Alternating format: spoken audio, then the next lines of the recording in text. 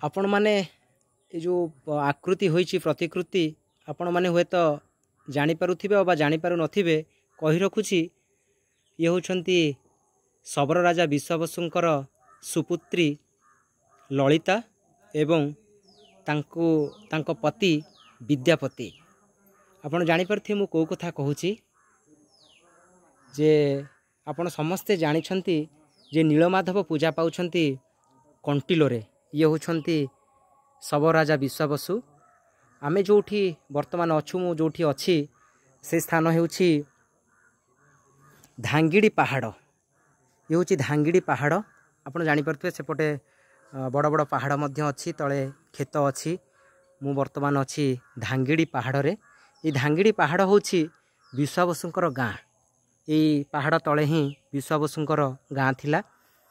एठारे अनेक शबर परिवार बसवास करुथिले।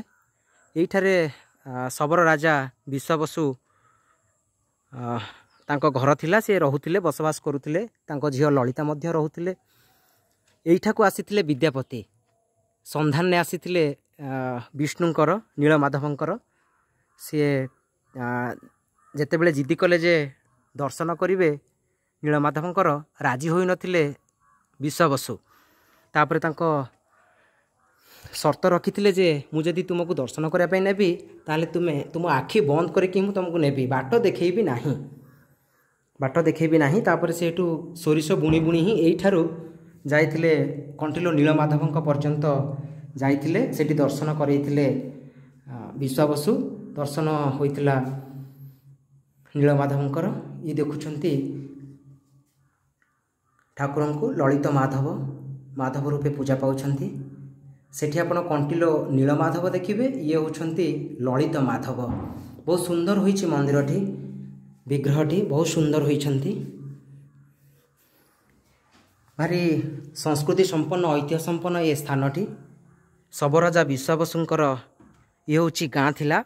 आज से गाँ नाही विलीन हो जाइछि किंतु तांकरी स्मृति रे ये मंदिरटी निर्मित होइछि शबर राजा विश्वावसुंक स्मृति रे।